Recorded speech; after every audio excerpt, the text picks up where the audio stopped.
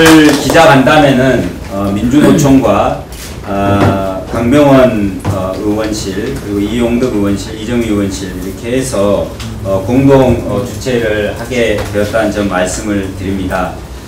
기자간담회에 앞서 간단하게 오늘 이 공동 주최를 하게 된 단체를 대표해서 말씀을 듣도록 하겠습니다. 순서는 먼저 민주노총 김경자 부위원장, 그리고 강병원 의원, 그리고 이정미 의원 순서로 이렇게 모두 발언을 듣도록 하겠습니다. 지난주에 사측에서 기자회견을 하면서 정문에 있는 용역을 뺐잖아요. 그랬더니 사람들이 오해를 해서 뭔가 사측이 전향적으로 바뀐지 오해하는 분이 있어서 사실은 전혀 그렇지 않은 상황이라고 하는 것들을 제대로 알리는 게 필요하겠다라는 생각을 합니다. 사실 용역을 다 뺀 게 아니라 정문에 있던 용역만 뺀 거고, 원래 노사 합의로 진행하지 않으면 안 된다고 법원에서 판결했던 경비 용역은 안 빼고 있는 거거든요. 똑같이 잠 마스터에서 하고 있는 그대로 있는 상황이어서 용역을 아예 철수한 것도 아니다. 이런 걸 정확히 말씀드리고 싶고요. 노동조합이 요구하는 건 정말 어려운 게 없어요. 판사도 판결했지만 그동안의 합의서를 지켜라. 아까 얘기한 것처럼 경비 용역을 노사가 협의 의결해서 어떻게 할 건 논의를 진행하라고 판사가 얘기한 것처럼 해라. 기존의 합의서를 지켜라. 그리고 지금 70개에 이르는 단협 계약안을 사측이 냈거든요. 그 70개에 이르는 단협을 계약한다라고 하는 건 그야말로 그동안에 이 노동조합하고 합의했던 이 모든 걸 뒤집고 그냥 노동조합을 하지 말라는 뜻이거든요. 결국 노동조합을 인정한다라고 하는 건 단협 계약안을 철회하는 거다.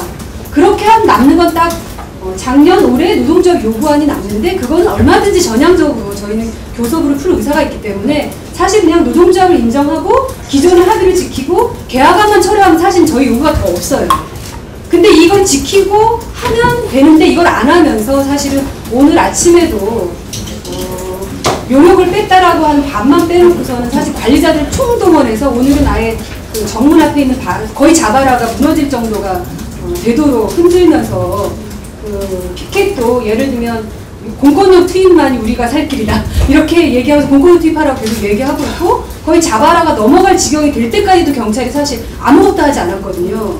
그러니까 지금도 역시 공권력 도발을 어떤 식으로든 하려고, 폭력을 유발하려고 하는 행위가 오히려 더 심해지고 있는 상황이어서 굉장히 시급한 상황이다, 이 말씀을 꼭 드리고 싶고, 오늘 저희가 이제 간담회에서 얘기하는 자료가 시간상 많은 이야기를 할 수 없지만 이 사이사이에 보면 이미 압수수색을 통해서 내용적인 거 검찰이나 경찰이나 노동부가 다 이미 4월 달에 작년에 알고 있었음에도 불구하고 6월 17일 폭력 사태가 일어날 때까지 아무런 조치를 안 취해서 결국 조합원들이 그렇게 당하게 된 상황인데, 실제로 올해도 역시 이 진행이 되고 있음에도 불구하고 검찰에서 어제 검사가 직접 나와서 저희 가대의한테 한 얘기가 작년 거다라고 얘기했지만 전혀 사실이 아니거든요.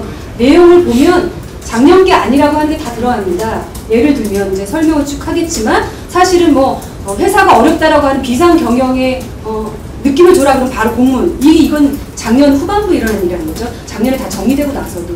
그래서 올해 이렇게 진행되고 있는 이 상황과 관련해서 우리 의원님들하고 특히 이 자리에 참석했던 기자님이 내용을 파헤칠수록 이 검찰하고 경찰이 작년에도 그렇고 노동부가 올해도 그렇고 뭔가 사측편을 들기 위해서 사실상 내용을 알고 있음에도 불구하고 누락시키고 사실은 감추려고 했던 거 아닌가라고 하는 의혹이 상당히 있고, 지금도 그 연장선에 있고, 사실은 공권력 투입이라고 하고 예정된 거를 분위기만 맞추려고 기다린 거 아닌가라고 하는 상당한 의구심과 함께 불안감도 있다라는 생각이 듭니다. 그래서 이 부분을 막아주시는 게 굉장히 의원님들에게 부탁드리고 싶고, 특히 여기 계신 기자님들에게 파헤쳐서 좀 검찰과 경찰과 노동부가 저희는 저희 편 들으라고 요구하는 게 아니라 정말 법적으로 중립적으로 제대로만 해도 사실은 이 문제가 이렇게 오래가지 않을 수 있다라고 생각하기 때문에 좀 그런 부분으로 취재를 좀 해주십사 하는 요청을 드리려고 사실 이 자리 만들었습니다. 그 가브로 토텍 현장은 직접 가서 봤습니다. 아직 환노위 전체가 현장에 적극 결합하지 못한 것에 대해서는 좀 죄송스럽게 생각을 하고요. 환노위 내에서도 이런 논의를 하고 있습니다. 그래서 함께 여러분들 투쟁하시는 거예요. 어떤 식으로 보탬이 되기 위해서 노력을 하고 있습니다. 저는 이 가브로 토텍 문제를 보면서 이해할 수 없는 게 고용노동부의 행태입니다. 왜 그러냐면요, 이 사안에 대해서는 우리 법원에서도 오죽했으면 그 가브로토텍의 대표이사를 법정에서 구속을 시켰겠습니까? 바로 그 판결문을 보면 이미 이 가브로토텍 회사가 앞장서서 노조를 파괴하고 증거를 인멸을 하고 있다는 게 드러나 있습니다. 그리고 또 어떻습니까? 회사가 업무방해 가처분 신청을 했을 때도 법원에서 그거에 대해서도 다 기각을 시켰습니다. 그만큼 모든 드러나 있는 증거라든지 이런 걸 정황을 봤을 때는 이 회사가 이 철저하게 노동조합을 탄압하고 심지어 파괴하기 위한 일련의 계획 속에서 지금의 사태가 만들어졌다는 걸 뻔히 볼 수 있는 것입니다. 그럼에도 불구하고 고용노동부가 이 문제에 대해서 입을 딱 다물고 있는 것은 심각하게 문제가 있다고 생각이 듭니다. 저도 대법원 판례를 한번 찾아봤습니다. 이 파업에 대해서 사측에서 직장 폐쇄를 할 수가 있죠. 하지만 그 직장 폐쇄라는 것은 순전히 방어적인 목적에서만 허용이 되어지는 것입니다. 오히려 이런 노조를 파괴하기 위한 직장 폐쇄라는 건 안 되고 있는 것이거든요. 아까 말씀드렸던 법원의 판결을 봤을 때는 이 가브로토텍 사측에서 자행한 이 직장 폐쇄라는 것은 그런 방어적 목적이 될 수가 없습니다. 그렇다면 고용노동부가 나서서 이런 노조 파괴의 목적으로 자행되고 있는 직장 폐쇄에 대해서 이거는 반려를 하고 더 이상 못하게 해야 되는 것이거든요. 그리고 적극적으로 나서서 특별 근로감독도 하고 고용노동부 애초의 역할을 다 해야 한다고 생각합니다. 그럼에도 불구하고 마치 본인이 무슨 심판자가 되는 것처럼 이렇게 쳐다만 보고 있는 것은 심각한 문제라고 생각합니다. 저는 가브로토텍이 지금까지 어떤 직장을 만들어 왔습니까? 비정규직이 없는 직장을 만들어 왔습니다. 그리고 잔업과 특근이 없고 주간에서 2교대를 하는 정말 모범적인 우리 사업장을 만들어 오고 있는 것입니다. 저는 이런 사업장은 우리가 지켜내야 하고 이런 사업장의 이런 모범적인 것들이 우리 노동사회 전체에 퍼져서 많은 노동 현장에서 전파돼야 될 일 아니겠습니까? 저는 그런 면에서 이 고용노동부가 하루빨리 여기에 개입을 해서 특별 근로감독을 하고 그리고 이 공격적인 직장 폐쇄를 반려시켜야 한다고 생각합니다. 그 과정에서 우리 환경노동위원회 한 명으로서 우리 환노위 위원들과 함께 여러분들과 적극적으로 연대할 것을 말씀드리고 싶습니다. 네, 가브로토텍이 이 회사를 인수한 게 한 5년 된 것으로 알고 있습니다. 여기에 일하시는 분들은 근속연수가 평균 22년 정도 됐고 지속적으로 이 회사를 성장시켜 왔습니다. 제가 파악해본 바로는 인수한 지 5년 된 가브로토텍도 지난 5년 동안 이 회사가 계속 성장해 왔다는 것을 자료를 통해서 다 찾아보실 수가 있을 텐데요. 정당한 이 회사를 같이 키워온 노사가 정당한 교섭을 하도록 한 것은 법에 이렇게 명시되어 있습니다. 법률로 되어 있습니다. 헌법에도 명시가 되어 있습니다. 그런데 교섭을 해태하고 말도 안 되는 계약안을 꺼내 들어서 파업을 유도하고 파업을 한 직후에 본격적인 직장 폐쇄를 하고 그 후에 용역을 투입하고 공권력을 다시 불러들이고 그리고 나서 사람들을 노조 탈퇴를 시키고 제2노조를 설립하고 결과적으로 남아있는 노동자들을 정신적으로 육체적으로 너무나 괴롭혀서 결국은 못 견디게 해서 나가게 만드는 거, 이것은 기업 윤리에, 민주국가의 기업 윤리에 전혀 맞지 않는 태도입니다. 회사가 이때까지 저질러온 일들을 제가 쭉 보면은 이것은 노조에 대한 증오심이라고 밖에는 저는 해석이 되지 않습니다. 거기다가 작년에 이 회사의 대표가 구속이 된 것은 범법행위에 대한 처벌을 받은 것이 아닙니까? 그러면 자신이 한 과오에 대해서 반성을 하는 것이 1차적일 텐데 범법행위에 대한 처벌을 받은 것에 대한 복수를 지금도 하고 있는 것이다라고 밖에는 생각이 들지 않습니다. 이런 상태로는 정상적 사회가 될 수 없고 민주국가의 기본이 흔들린다고 보여집니다.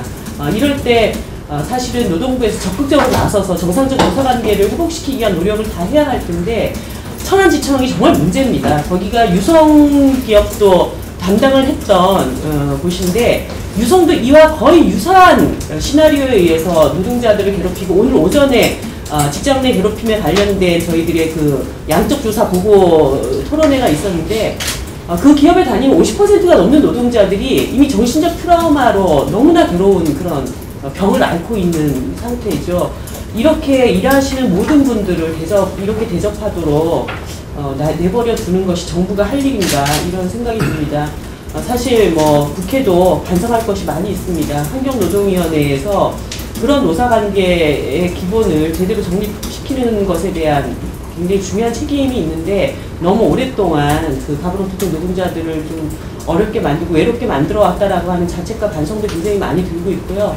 오늘 이제 야당 의원님들 이 문제에 대해서 다 관심을 갖고 함께 공조해 나갈 수 있는 그런 마음들이 다 준비가 되어 있으십니다. 그래서 보다 더 적극적으로 이 문제에 대처하겠다는 말씀을 드리고 여기 참석하신 기자분들께서도 이 정말 이렇게 파묻혀져 있는 실상들 이런 것들을 좀 많이 보도해 주시고 사회적으로도 이 문제를 좀 바로 잡아야 되지 않겠는가 이런 여론을 형성하는데 많은 도움을 주신다면 너무너무 감사하겠습니다. 더 열심히 노력하겠습니다.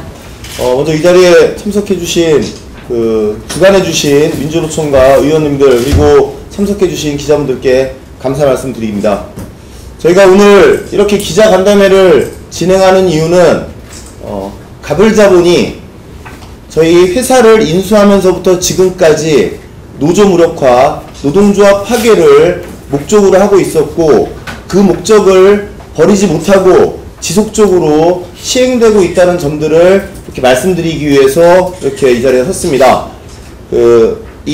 말씀드릴 내용의 근거는 특전사와 비리경찰 출신으로 용병들을 모집해서 노동조합을 파괴하려 했던 작년에 있었던 일, 그 당시에 고용노동부와 검찰이 압수수색을 통해서 그 4월 말경 획득한 증거 자료들을 근거로 해서 말씀을 드리는 내용이고 이게 혹자들은 지난 일이 아니냐라고 이렇게 이야기하시는 분들이 있습니다. 그런데 실제 그 당시에 계획하고 창조 컨설팅의 신종두와 소통하고 그 밑에서 일했던 노무법인 예지가 컨설팅하고 김현장과 대화하면서 만들어오는 그 시나리오 그대로 지금 현재 진행되고 있는 부분들이 있기 때문에 그 부분들을 확인하기 위해서 확인시켜 드리기 위해서 이렇게 말씀드리는 걸로 확인해 주시면 될 것 같습니다. 먼저 말씀드릴 내용은 가불자본의 노동에 대한 태도입니다. 이들이 2009년 12월 23일 모딘코리아로부터 저희 회사를 인수해서 가부로토텍이라는 사명으로 회사가 출범합니다. 근데 2010년 3월부터 노동조합 무력화를 목적으로 하는 신노사 전략이라는 전략을 만들어내고 그 내용들이 문건들이 다 확보가 된 부분들이 있습니다. 그 속에서 이들이 퇴하는 노동에 대한 태도를 보면 마치 이 전근대적인 그런 사고방식과 현장에서 일하는 노동자들을 함께하는 존재가 아닌 자신들이 필요할 때 쓰고 언제든 버릴 수 있는 그리고 자신들과는 계급적 차이가 있는 존재로 이렇게 인식하고 이렇게 노동자들을 대해왔던 부분들이 있습니다. 그래서 말씀드린 내용 쭉 보시면 먼저 QP 노조 파괴 전략에 나와 있는 관계자들의 통화 문자 기록들을 통해서 이 가부로토텍 경영진들 가불상사그룹의 경영진들이 가지고 있는 노동에 대한 정근대적인 태도를 확인하는 내용들을 이렇게 말씀을 드릴 거고요. 노조 파괴와 관련된 별도 문건들이 있습니다. 이것들이 QP 전략 시나리오라는 문건과 이를 뒷받침하는 문건들인데요. 그 내용들이 지금 어떻게 진행되고 있는지에 대한 부분들 이렇게 설명드릴 내용입니다. 그리고 이 자료상에만 나와 있는데 불법 대체 생산 흐름과 문제점과 QP 실제 진행 과정과 관련해서는 별도로 첨부된 자료로 이렇게 확인하시면 될 것 같고 질의응답을 통해서 좀 세부적인 내용 말씀드리는 것으로 하겠습니다. 제일 첫 번째 말씀드릴 내용은 현재 구속되어 있는 가불상사그룹의 박효상 부회장 신종 노조 파괴 당시 그 대표이사였습니다. 박효상과 그 당시 사업총괄 전무였던 김을주 전무, 권기대 등이 소통했던 내용들입니다. 그래서 이자들이 노조 파괴를 진행하면서 얻고자 했던 그런 목적은 다른 데 있지 않았다. 기존의 노동자들이 단체 협약을 통해서 확보하고 있던 이런 노동 조건들을 축소시키는 것으로 127.4억 원의 추가 이익을 얻으려고 했다라는 그런 내용들로 이렇게 확인하시면 될 것 같습니다. 문자 사례 두 번째는 갑을 경영진의 노동자에 대한 태도입니다. 2015년 4월 16일이면 이럴 때입니다. 이 3월 말경에 노동조합이 노조 파괴 용병들의 존재를 확인하고 4월 초에 곧바로 민주노총에서 기자회견을 한 직후입니다. 그 당시에 평상시 일상적으로 진행됐던 민주노총과 금속노조가 함께하는 정무노조의 출근 선전전과 관련된 내용인데요. 박효상 대표이사가 김을주 전무에게 이렇게 문자를 보냈습니다. 아침부터 민주노총 방송차가 정문 넘어 수의실 건너편까지 들어와 있네.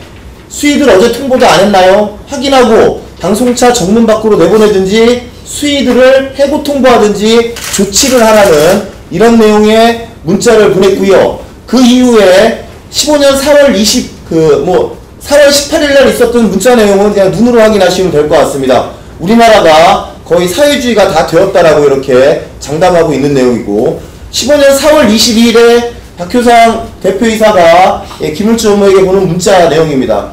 24일날 이 당시에 민주노총 총파업이 예정되어 있었습니다. 그래서 민주노총 총파업에 동참하는 사람들은 특근에서 제외시킬 것을 이렇게 명령하는 그런 내용과 사주를 이 당시에 당사자가 접니다. 4층에서 사무동 4층에서 그 당시 그룹 부회장이었던 박효상 현재 그룹 부회장의 형입니다. 그 사무실에 제가 올라가서 사무실 직원들에게 무엇 좀 질문 좀 하겠다라고 묻자 회의실에 있던 박효상과 임원들이 쫓아나와서 제 멱살을 잡고 주먹으로 가슴을 치는 등 아주 한 10여 메타 이상을 끌려오면서 이렇게 폭행을 당한 바가 있습니다. 그 당시에 그와 관련해서 고소고발을 진행했던 부분들이 있는데요. 그와 관련해서 사주를 검찰에 고소하고 회사 고소하는 놈들은 인간 폐륜적인 작태다. 더 중요한 건 이자들은 특근에서 제외시켜라. 실질적으로 불이익을 줄 수 있는 그런 내용들을 하라고 직접 지시했다라는 내용들입니다. 문자 사례 세 번째는 금속노조에 대한 적대감에 대한 부분들이고요. 폭력도 불사하겠다라는 그런 내용들이 있습니다. 일단 갑을 자본이 금속노조 내지 민주노조에 대한 적대감을 가지고 있는 것들은 이미 과거에 여러 차례 일이 있었습니다. 갑을 자본이 스타캐피탈로 많이 알려진 한국합섬에도 들어가서 이와 비슷한 노조 파괴 행위를 한 바가 있고요. 동양철관의 노조 파괴를 직접적으로 행한 것도 갑을 자본입니다. 그리고 많이들 알고 계시는 기름잔자의 전신이 갑을전자인데요. 그 부분들도 갑을 자본이 들어가서 이 노조 파괴를 시작하고 노동조합을 깨부수는 일들을 시작했던 자본으로 확인하시면 될 것 같습니다. 2015년 4월 1일날 이런 내용이 있습니다.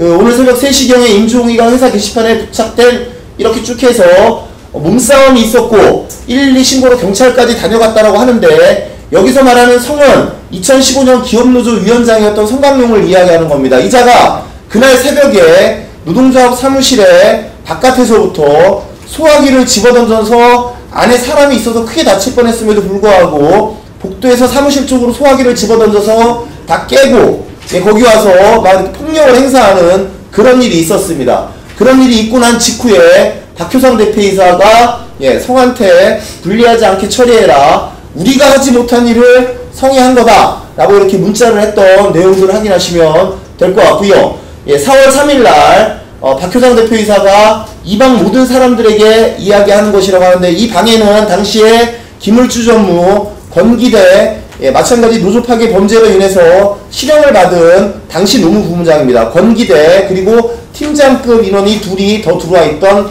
별도의 카톡방이었습니다. 그 방에서 내일 특근 시에는 사무실 직원들 정신보장 제대로 시키고 시작해라. 사직생의 마음으로 대응해야 한다. 죽어도 물러서면 안 된다. 정문에서 현장에서 몸싸움이 있을 수 있다. 꼭꼭꼭 비디오 체증 및 사진 목소리 포함해서 체증 담당자를 정해서 이렇게 진행하라는 부분들. 그리고 저희 조합원인 현장의 중간관리자들급입니다. 수석반장들이 특근에 안 나오면 전부 다 바꾸겠다고 통보하라는 명령을 직접 내린 이런 내용들 확인하실 수 있습니다. 그 밑에 내용들은 참조하시는 걸로 이렇게 하시면 될 것 같습니다.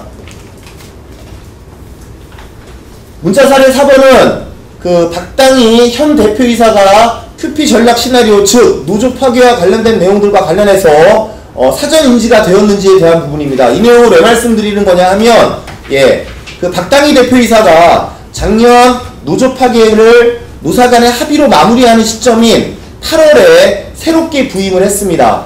그 이전에는 가벌상사그룹의 임원이었고 상무였습니다. 그래서 가브로투텍이 처음 출범할 당시에 박효상 대표이사 밑에서 노사 부문을, 노무 부분을 담당했던 임원이기도 합니다. 그 박당희 대표이사가 작년 8월에 와서부터 노동조합에게 이렇게 이야기했습니다. 전임 경영진들이, 사주들이 잘못한 것은 법적인 판단이 나오면 이 부분들에 대해서 반드시 사과하겠다. 우리는 그와 상관없이 회사를 정상화시키기 위해서 온 것이다. 이렇게 이야기를 하고, 그 이후에 진행된 교섭에서도 절대 노조 파괴와 자신은 무관하다라는 이야기를 계속 해왔습니다. 그런데 확보된 문건에 보면, 시나리오를 준비해서 실행을 바로 앞두고 있던 시점입니다. 2014년 11월 3일날 박당희 현 대표이사가 당시 노무부장 권기대 부장에게 이렇게 보냅니다. 권 부장, 사장님으로부터 대강 얘기는 들었다. 지금 진행되고 있는 사안 관련해서 메일로 상세하게 보고하도록 해라. 라는 그런 이 내용이 확인됨으로써 이미 사전 인지하고 있었을 뿐만 아니라, 지금 이 자료에는 나오지 않지만 여러분들께 나눠드린 그 자료에 이런 내용이 있습니다. 그 김재기, 노조 파괴 브로커로 알려진 자입니다. 실형을 받은 자고요. 김재기의 진술에 의하면, 김재기가 저희의 12월 29일 날 노조 파괴 용동들이 입사를 했는데요. 그 직전에 그 동국실업이라는 가벌상사그룹의 계열사에서 그 한국노총 사업장입니다. 금속노조를 설립하려는 움직임이 있었습니다. 그와 관련해서 그 금속노조 설립을 위해서 현장에서 투쟁들이 있었던 상황인데 김재기가 저희 가불그룹과 아무런 관계도 없다라고 하는 김재기가 부사장급으로 이렇게 둔갑해서 저희 쪽에 투입되었던 노조 파괴 용병들 중 경찰 쪽 라인 18명을 데리고 동국실업에 투입됩니다. 그래서 저희 회사에서 4월 30일날, 6월 17일날 정문에서 있었던 이와 유사한 일들을 행하기도 하고 돈을 받습니다. 그 일이 끝난 이후에 돈을 받는데, 김재기가 이게 어떤 이제 행사상의 문제가 분명히 법적 책임이 따라야 된다고 생각을 하는데, 가불그룹과 아무런 관계없는 자가 가불그룹의 부사장을 사칭하고 내려가서 노동조합과 당시 금속노조 경주지부 지부장과 1차 합의서에 사인을 합니다.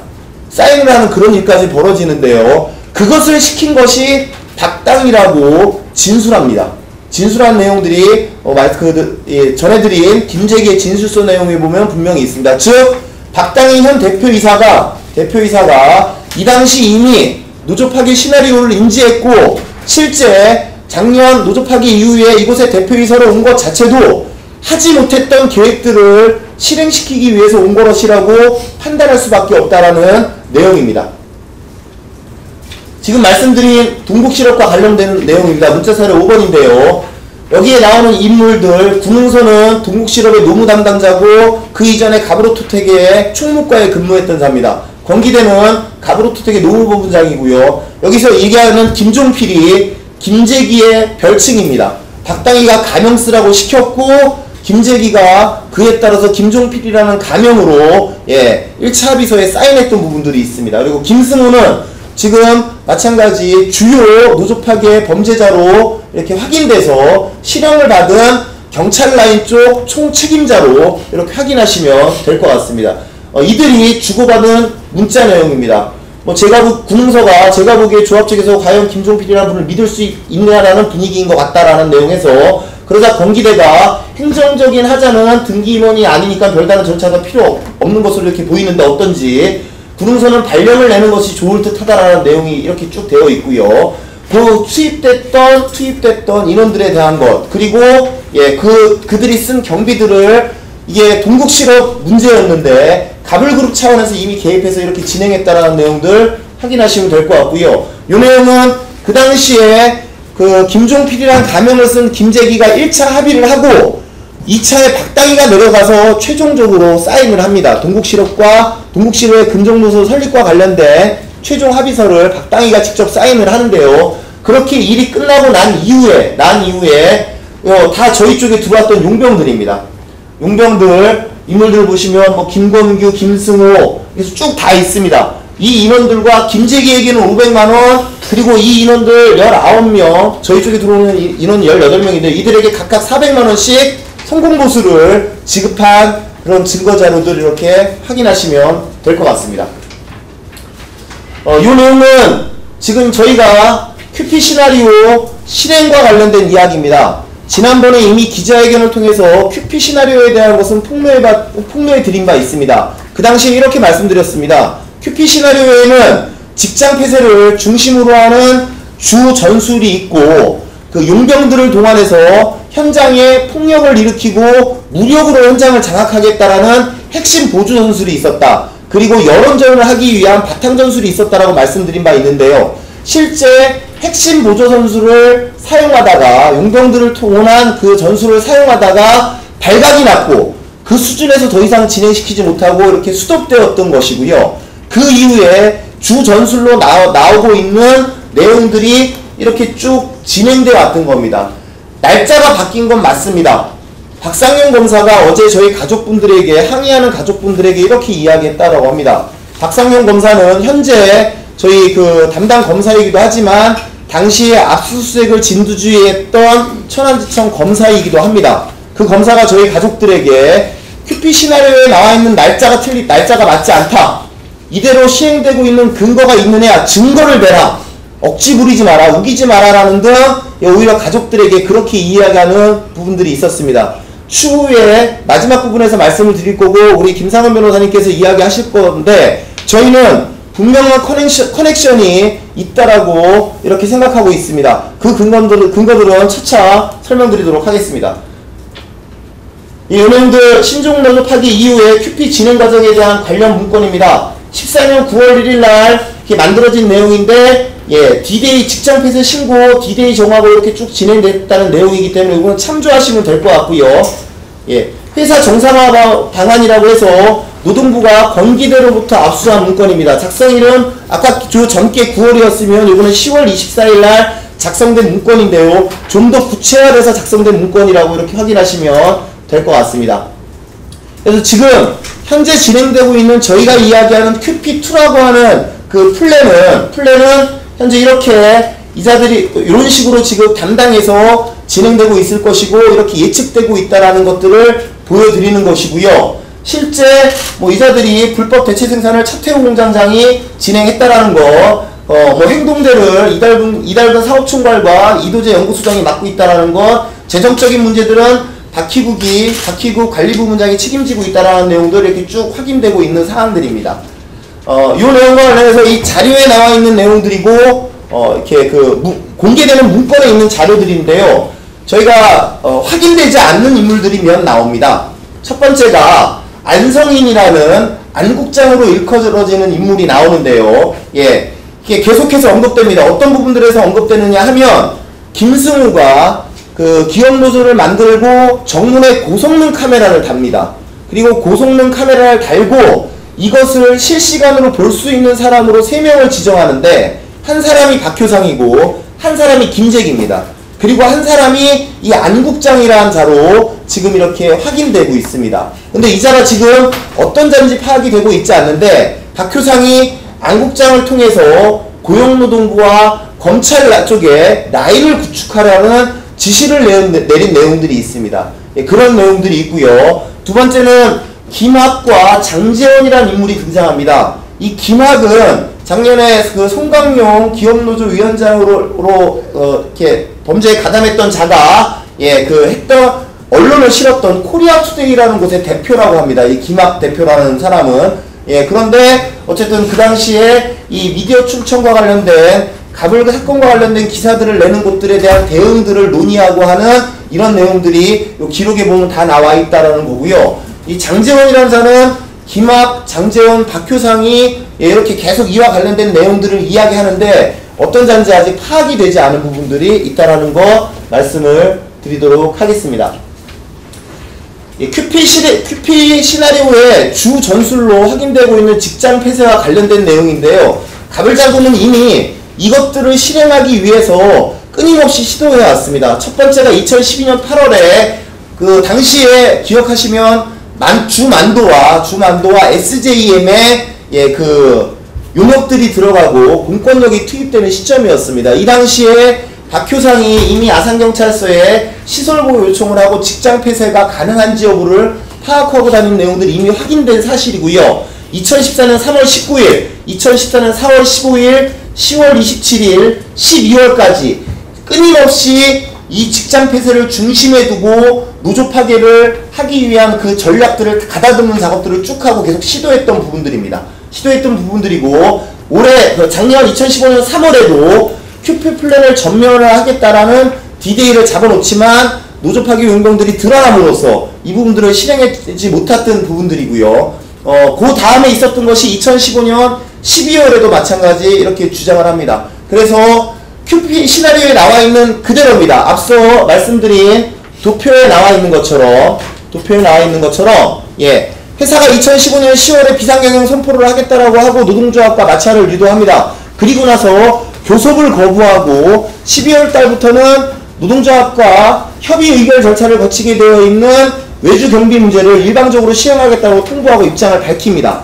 그 시점에서 노동조합이 파업에 들어갑니다. 노동조합이 파업에 들어가자 곧바로 직장 폐쇄와 관련된 얘기들이 유관기관에서 지금 상황이 어떻느냐, 직장 폐쇄를 준비하고 신고하려고 준비하고 있다라는 내용들이 확인되기 시작했던 부분들이고요. 불법 대체 생산과 같은 내용도 이 당시에 이미 진행되는 내용들이 다 확인됩니다. 확인돼서 노동조합이 파업을 쟁의행위를 접습니다. 그랬더니 도로 나갔던 대체 생산과 관련된 내용들도 도로 들어오고, 그 부분들이 원위치되는 부분들을 확인했고, 저희가 그 이후에는 최소한의 쟁의행위를 하면서 회사와 어떻게든 대화를 풀고자 계속해서 이렇게 교섭 자리에 끊임없이 나가면서 이렇게 만들어 왔었습니다. 회사는 그때까지도 일방통행을 하다가 결국 노동조합이 다시 7월 달에 파업을 들어가자마자 이렇게 곧바로 직장 폐쇄에 들어가고 공권력 투입을 요청하는 내용들이 이렇게 진행됐던 부분들 확인하시면 될 것 같습니다.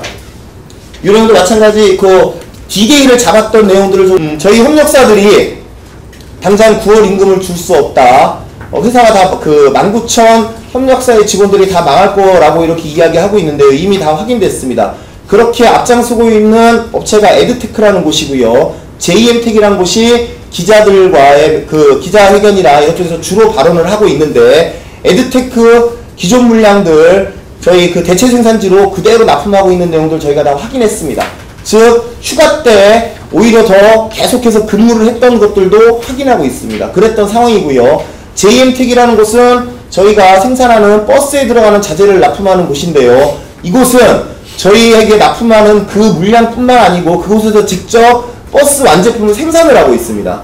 즉 저희 물량 납품하는 것보다 오히려 더 많은 일을 풀가동해서 지금 일을 하고 있는 상황이다. 이런 내용들까지 확인하고 있다라는 부분들 하면 되고요. 2곳만 휴가를 진행했던 것으로 이렇게 확인되고 있습니다. 이것은 저희가 지금 확보된 문건을 통해서 확인된 2010년부터 2015년이 가불자분이 행해왔던 그런 그 내용들에 대한 것을 쭉 정리한 것이기 때문에 확인하시면 될 것 같고요. 이 내용들도 이렇게 쭉 설명을 드린 내용입니다. 전체 흐름과 관련된 내용이고 그 자료로 다 확인하실 수 있는 내용들이고요. 앞서 말씀드린 부분들과 같은 내용으로 이 내용과 관련해서 이렇게 보시면 지금 현재 회사가 큐피 전략 시나리오 31페이지에 나와 있는 조합원 의식화 방안에 대한 부분이고, 향후 직장 폐쇄 및 대량 징계 시 영향력을 증기한다라는 부분들, 그리고 내용 및 방법에서는 비상경영을 선언하고 빠른 시일 내에 경영 정상화가 이루어지지 않으면 회사의 존폐를 걱정해야 할 위기 상황에 처해 있음을 알리는 것들로 이렇게 하겠다라는 내용들의 적인데, 실제 2015년 10월 23일 날 회사가 비상경영 선포를 하겠다라고 공문을 보내고, 이것과 관련해서 노동조합이 단체협약에 정해진 대로 경영실적 보고를 하겠다라는 것을 우리가 받겠다. 다만 노동조합을 앞에 세워놓고 비상경영 선포를 하겠다는 게 도대체 무슨 의도냐 라고 물었더니 거기에 대해서는 답하지 않고 일방적으로 이걸 진행하겠다라고 하고, 여기에 참석하지 않는 조합원들에 대해서 또 간부들에 대해서 경고장을 발부시키고 하는 내용들이 진행된 바 있습니다. 그 내용들과 관련된 내용이고요. 마찬가지 QP 시나리오 34페이지에 있던 내용이고 외주화와 경비 외주화와 관련된 내용입니다.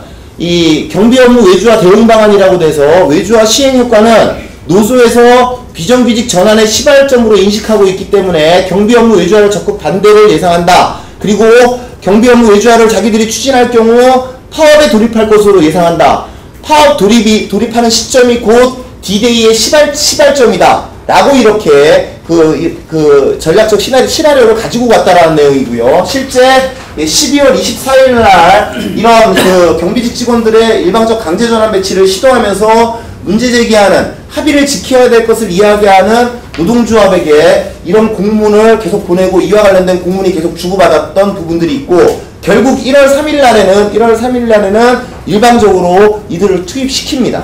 그런 내용들 확인하시면 될 것 같고요. 예, 대체 인력과 관련된 내용들도 미리 준비하고 있었던 부분들이고 실제 그 신입사원들을 8월 이후에 6월 이후에 쟁의에 돌입하고 난 이후에 약 90명에서 100명이 지금 그 추가적으로 인원이 채용되어 있는 상태인데요. 동원된 인원은 저거보다 훨씬 많습니다. 왜냐하면 인턴 사원으로 한 10명 정도를 채용해서 인턴 사원들이 들어올 때 생산직에서 심야노동에 투입될 수 있다는 전제를 가지고 들어옵니다. 전제를 확인하고 이렇게 입사를 시키는데요. 그 사원들이 전부 다 현장에 투입되다가 정규직 사원으로 채용하는 것을 많게는 반 정도, 적게는 2~3명만 채용되는 이 시스템이 계속 가동되어 왔기 때문에 실제 불법 대체 인력으로 동원되었던 인원들은 실제 인원은 저보다 훨씬 많다라는 내용들이고 이 또한 계획된 일이었다라는 부분들 이렇게 말씀드리도록 하겠습니다. 그 마지막으로 뭐 뒤에 쭉 내용이 있지만 마지막으로 제가 설명드릴 내용과 관련해서는 이런 내용입니다. 여기에는 회사 정상화 타임 스케줄이라고 해서 2015년 4월에 권기들을 통해서 압수했던 문건입니다. 그래서 그 밑에 보시면 직장 폐쇄와 관련된 내용까지 다 나와 있는데요. 나눠드린 자료에는 다 있습니다. 이 타임 스케줄이 다 있는데 이 내용대로 보시면 지금 실제 날짜는 바뀌었습니다. 이 당시에 계획했던 것은 여기에 나와 있는 것처럼 14년 4월부터 이런 일들을 추진하겠다라고 이렇게 나와 있는 겁니다. 그래서 일부 차종을 외주화하고 외주 생산 시스템을 구축하고 협력업체와 공관대를 미리 사전 공모하겠다라는 내용이 협조 의뢰한다라는 것. 이 당시 현대자동차에게 공문을 통해서 보내서 이에 대한 미리 허락을 구하겠다라는 것, 외부 창고들을 확보하겠다라는 것. 이런 내용들이 쭉 있고요. 자료에 보시면 이 타임 스케줄과 관련된 내용에는 밑에는 직장 폐쇄가 들어가는 시점과 그 이후에 진행될 내용들이 쭉 다 이렇게 열거되어 있습니다. 이 내용들이 날짜만 바꾸어서 지금 현재 저희 상황에 맞추어 보면 이대로 진행되고 있다라는 내용입니다.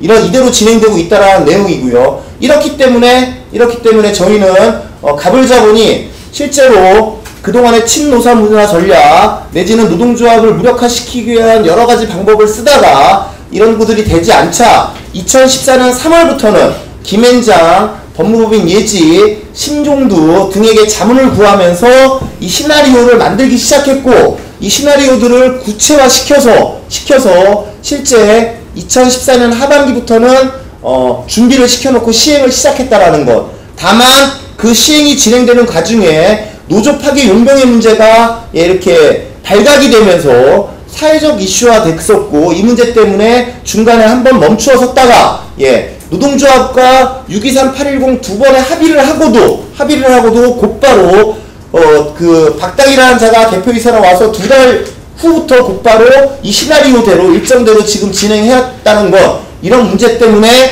지금도 가불자본의 노조 파괴는 계속되고 있는 것이라고 저희가 이렇게 말씀을 드리는 것이고요.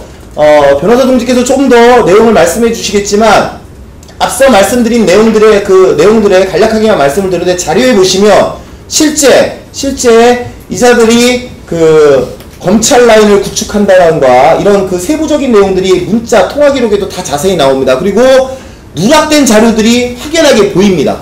그래서 이 부분들은 고용노동부가 누락을 시켰는지 검찰이 누락을 시켰는지 모르겠습니다. 다만 그 당시 압수수색 이후에 검찰이 보여온 태도 그리고 지금 현재 검찰과 노동부가 보이는 태도 등을 볼 때 이 부분들은 커넥션이 저희는 존재한다라고 이렇게 예상할 수밖에 없는 부분이고 이에 대한 부분들 여기 이 자리에 계신 우리 강 의원님을 비롯해서 의원님들과 기자님들이 좀 더 파악해 주시고 파헤쳐 주셨으면 하는 부탁드리면서 예, 제가 드릴 이야기는 이것으로 마치도록 하겠습니다. 일단 마지막 부분에 설명하셨던 현재도 진행 중이라는 부분은 그 QP 시나리오 부분하고 좀 대비해서 보시면 될 것 같아요.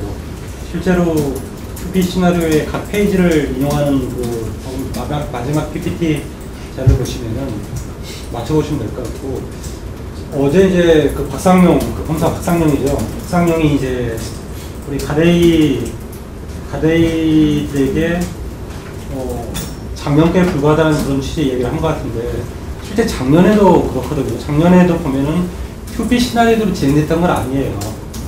그 QP 시나리오가 작년에 진행된 걸 대비를 시켜보면 날짜도 다르고 어떤 순서가 다릅니다. 다름에도 불구하고 작년에 보면 이제 QP 시나리오 중에서 딱 한 부분, 신입사원을 채용해서 현장을 장악해서 사업을 무력화시키려고 했던 것, 이 부분을 검찰과 노동부가 캐치를 해서 작년에 노조 파괴 시나리오로 단정을 하고 기소를 했던 것이죠. 그리고 지금 진행되고 있는 것은 작년에 진행되다가 유보됐던 부분들을 구체적으로 다 하고 있는 것입니다. 그래서 박상민이 말하는 지금 검찰이 이야기하고 내리는 그 노동부의 그 최강희 감독관이 이야기하는 그런 작년 시나리오에 불과하다는 이야기는 전혀 뭐 타당하지 않는 이야기입니다. 이 부분은 뭐 노동조합이 주장하는 것이 제가 노동조합 자문회사가 아니라 충분히 근거 있는 이야기들이고, 그 부분은 뭐 충분히 설득력이 있다고 보여집니다. 다만 올해는 수사를 안 하는 거죠. 작년 같은 경우는 4월 첫째 주에 제가 고소장을 접수했는데 4월 23일 날 압수수색을 했었습니다. 검찰이. 굉장히 저도 그렇게 빨리 압수수색하는 처음 봤는데 15일 만에 압수수색을 해서 전혀 준비를 못한 상황에서 방금 드렸던 그런 자료들이 다 나왔던 것입니다. 압수수색 당일날 저도 되게 그렇게 빨리 압수수색한 걸 처음 보고, 그리고 그때 우리 조합원들과 함께 용병들이 머물고 있던 기숙사를 비롯해서 각 곳에 가서 직접 소지품과 숙소를 뒤져서 지금 말하는 이런 자료들을 그렇게 확보를 했던 것입니다. 확보를 했던 것이고, 그 자료에 보면은 아주 구체적인 폭력행위에 관련된 자료들이 있었습니다. 한 가지만 예를 들자면은 3월 7일자로 작성된 플랜 B라는 문건이 있습니다. 그게 그 문건에 보시면은 20명의 결사들을 조직해서 야구바타 20개와 야구배트 20개와 그리고 쌍절곤 20명을 가지고 노조 사무실을 구축해서 노조 간부 10여 명을 한동안 병원 신세를 지게끔 한다는 걸 내용이 있습니다. 그리고 여기에 관련된 모든 형사소송 비용이라든 이런 것들은 회사가 책임지려고 되어 있습니다.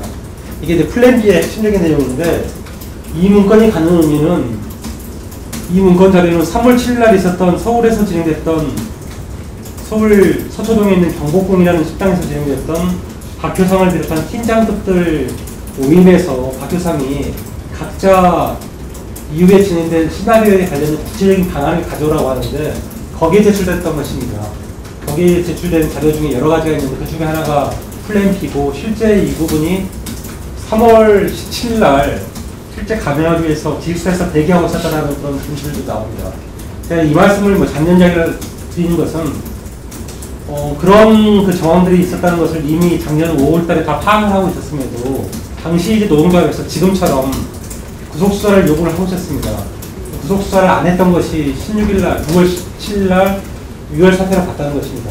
지금도 똑같다는 것입니다. 지금 Q-P 전략 시나리오에서 나온 부분들을 저희는 계속해서 진행 중이기 때문에 현행범들에 대해서 직접 강제 수사를 지금 검찰이 할 것을, 그러니까 노동부가 검찰이 할 걸 요구하고 있는데 여전히 안 하고 있다는 것입니다. 그게 계속 반복되고 있다는 것을 한 가지 지적하고 싶고, 또 한 가지는 이 부분은 이제 오늘 저희가 드린 자료에는 상세하게 나와 있지는 않습니다. 그런데 아니 기자님들이 좀 더 관심을 가지신다면은 좀 말씀을 드리고 싶은 부분이,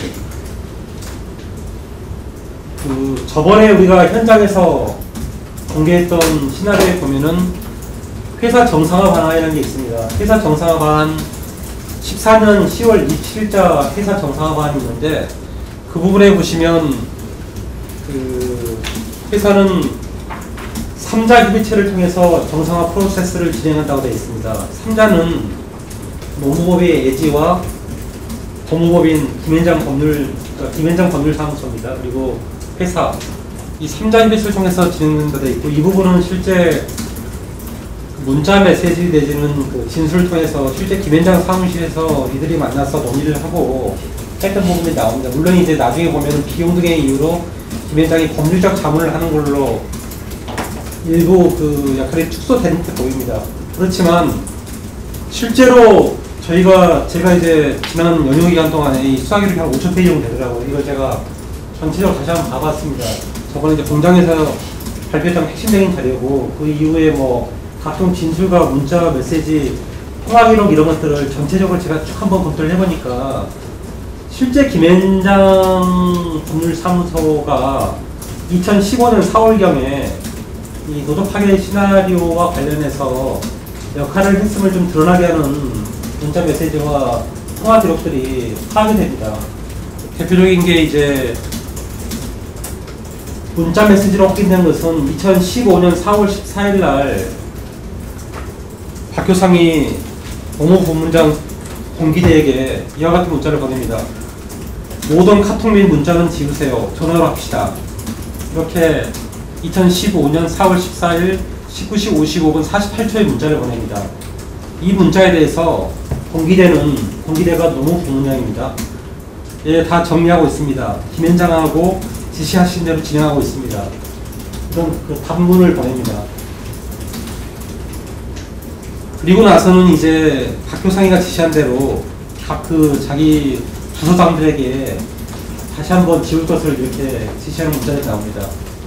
이 문자 말고 제가 주목하는 부분은 이 문자를 전후에서 나오는 김현장 변호사들과 회사 노무 부문장 공기대와의 통화 내역이 있습니다. 통화를 꽤 여러 차례 하게 되고, 여기서 보면은 김현장 변호사들의 실명이 한 4명 정도 이렇게 나옵니다. 그래서 저는 이제 이 그 통화 기록과 그리고 문자 메시지까지도 SNS 그 문자 메시지로 갔던 부분들이 나오는데, 이 부분이 뭔가 싶어서 더 추적을 해봤는데, 놀랍게도 그 압수를 통해서 나왔던 이 자료들에 보면은 공교롭게 김현장 변호사들이 보냈던 그 문자 메시지가 있는 부분만 다 빼놨습니다. 그러니까 방금 제가 말씀드린 이 부분은 박효상이가 공기대한테 보낸 부분이기 때문에 확실하게 나오는데, 그 전과 그 뒤에 김현장 변호사들과 이 공기대가 주고받은 문자 메시지가 나오는 부분을 보면 수사기록에서 그 수사기록 공호에는 쭉 연결되는데, 이 통화 내역을 분석한 이 자료에서 뭐 몇십 장씩이 다 빠집니다.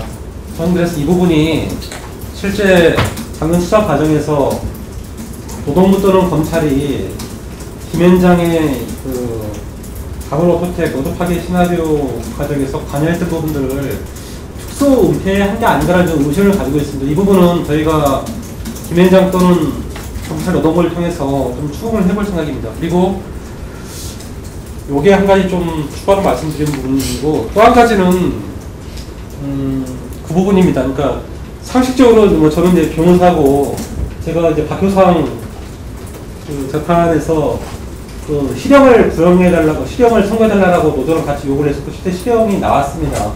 굉장히 아주 노골적으로 저희는 검사 구형보다도 높은 형을 선고해야 된다라고 마지막까지 주장을 했었고, 최소한 10개월 이상을 때린다고 했는데 10개월 딱 때린 겁니다, 판사가. 그런데 그러면 저희는 이제 노조 파괴 시나리오가 어느 정도 이렇게 중단될 줄 알았습니다. 그럼에도 불구하고 이렇게 가불이 자신감을 가지고 지금 좀 무모할 정도로 노조 파괴 시나리오를 진행하는 이유가 뭘까라고 계속 좀 고민을 해보고 있습니다. 그런데 그런 단초들을 저희는 저번 그 직장 폐쇄 직후에 저희가 검찰에 고소장을 하나 제출합니다. 고소 대상은 대전지방검찰청 천안지청장과 그 다음에 지금 검사 말고 직전 담당 검사, 이수창 검사, 그리고 아산경찰서 수사과장과 지령팀장을 직권남용과 직무유기로 저희가 고소를 하게 됩니다. 이때 고소를 하게 됐던 이유는 고소하면 제가 주장했던 것은 검경 내에 가불투택 노조 파괴 시나리오를 지원하는 배후 세력이 있다라고 아예 단정을 짓고 고소를 하게 됩니다. 그리고 그들이 이제 너희들이라고 이렇게 주장을 하게 됩니다. 근데 이 부분에 대해서 수사는 지금 진행을 하고 있지 않습니다. 근데 그때 제가 그렇게 고소를 했던 이유는 직장폐쇄 전에 상당히 사건이 있습니다. 2016년 5월 달에 어처구니 없는 그 구속영장이 청구되게 됩니다. 또 이 부분은 좀 주목을 하셔야 되는 게 2016년 5월이라면은 학교상의에 대한 실형 선고가 임박한 시점입니다. 5월 달에, 그러니까 3월에 원래 학교상에 대한 선고가 있을 예정이었고, 이 선고 자체가 연기가 됩니다. 판사가 그 고소인 측에서 제출했던 지금도 여전히 노조 파괴 시나리오가 지속되고 있고, 피해자들이 강하게 처벌을 원하고 있고, 뭐 이런 주장들을 저희가 좀 강하게 선고 직전에 했고, 판사는 그걸 받아들여서 변론 제기를 하게 됩니다. 변론 제기를 해서 우리 고소인 쪽 피해자 진술을 들어보고 싶다라고 해서 증인을 검사한테 신청을 하게 합니다. 그리고 균형을 맞추기 위해 회사도 피고인 쪽도 증인을 신청하라 그러는데 검사가 이걸 거부하게 됩니다. 그 천안시청의 검사, 이수창 검사는 당시에 판사가 이렇게 권유하는 것 자체를 검사한테 권유해서 노동조합 쪽 피해자 쪽 진술을 마치 우리 그 성범죄 같은 경우에도 보면 피해자 쪽 진술을 듣잖아요. 똑같이 이제 이런 그 노조 파괴에 있어서 피해자인 공동노조의 진술을 듣고자 했는데 판사가 권유하는데도 검사가 거부를 하게 됩니다. 우리는 들을 필요가 없다라고 이렇게 이야기를 합니다. 근데 그쯤에서 전혀 어처구니 없이 김재기가 그렇게 재판이 진행되고 있는데도 사원 아파트에서 계속해서 상주를 하고 있었습니다.